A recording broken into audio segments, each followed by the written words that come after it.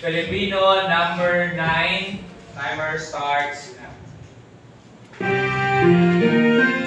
Radio RSPC 789 Real Talk.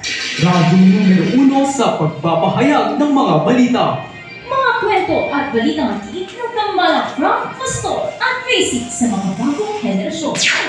Kaagapay sa balitaan, maghahayag ng walang kinikilingan. Ito ang radyo RSPC 789 Real Talk. Ang oras ay eksaktong alas 3 ng hapon. Magandang hapon, Pilipinas! Masantos Yanganan, Dagupan City. Ngayon ay araw ng Miyerkules, ika-12 ng Pebrero sa taong kasalukuyan. Ito ang Real Talk sa mga trending na headlines. Boss records ni VP Sara Duterte, parang may padadala para sa Senate impeachment trial upang maging ebidensya. Presyo ng mga bilihin sa Maninggas Public Market sa Dagupan City tumaas. Iyan ang mga balitang dapat yung tutukan sa Real Talk. Sa ating mga balita, pinag-iisipan ng mga prosecutors ng Kamara na ipapakuha ang mga bank records ni Vice President Sara Duterte bilang bahagi ng strategiya upang mas matibay pa ang mga ebidensya kapag nagsimula na ang pagdinig ng Senate impeachment trial. Samantala, partner, ayon kay Manila 3rd District Representative Joel Chua na ang prosesong ito ang tutulong sa kanila upang mas maipagising pa ang kanilang panig para sa gagawing pagdinig. Sa iba pang mga balita, nagmahal ang presyo ng mga bilihin sa Maninggas Public Market, Dagupan City. Ang itong detalye ay tutukan kay Gwen Talingan. Gwen! May tumaas ang mga bilihin sa NTM Dagupan City ayon sa nagala ng Department of Agriculture.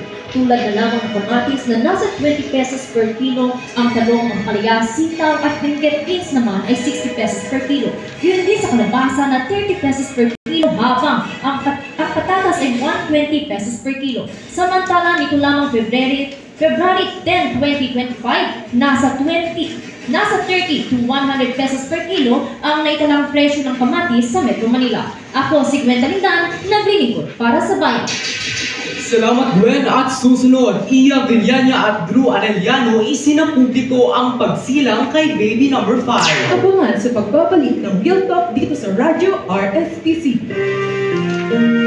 Suspect! Alam namang bawal, ginagawa pa! May nakadikit na mga camping material sa mga kalsada, oh! Di ba bawal mga yan? Naku po, simpleng patakaran, hindi sinusunod. Paano makapagbibigyan ng serbisyo tapat yung mga yan? Ayon sa COMELEC number 11104, ipinagbabawal ang mga malpractices sa mga tatakbo sa halalan, kasama na dito ang pagdidikit ng mga posters, pagbibigay ng mga flyer at pangangampanya bago ang camping season. Sa pagpili ng literato, pili ng serbisyong tapat, ipotong makapilipino. Suportado ng Real Talk ng responsableng pangangampanya tungo sa progresibong pamamahala.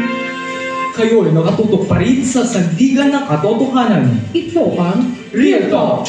Kapapasok lamang ng balita, ating alamin ang mga kaganapan sa Dagupan City National High School kung saan ginaganap ang Regional Schools Press Conference o RSPC. Makibalita tayo kay El Talindan. El!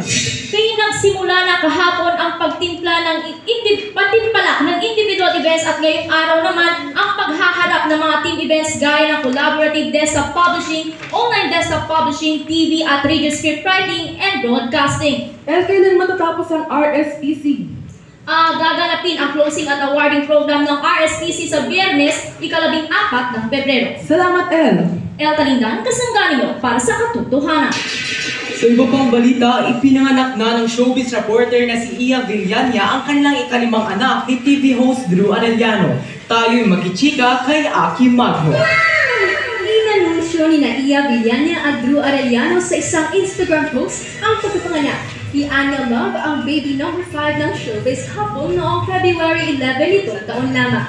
Puno ng kagalakan at emosyong naramdaman ng mag-asawa sa pagsalubong sa kanilang baby girl. Kasama sina Primo, Leon, Alana at Astro ang iba pa nilang chikitis. Ito si Aki Magno na hindi nagpapahuli sa anumang showbiz happening. At galagdato po sa aming balitaan kasama ang aming Technical Director, Christian Pizarro. Kami ang inyong lingkod, Casey, na nagsasabing manindigan para sa katotohanan. Sa pagbabalita from Pastor sa inyong puso at diwa. Ito ang Real Talk. Salamat at Pantenegal.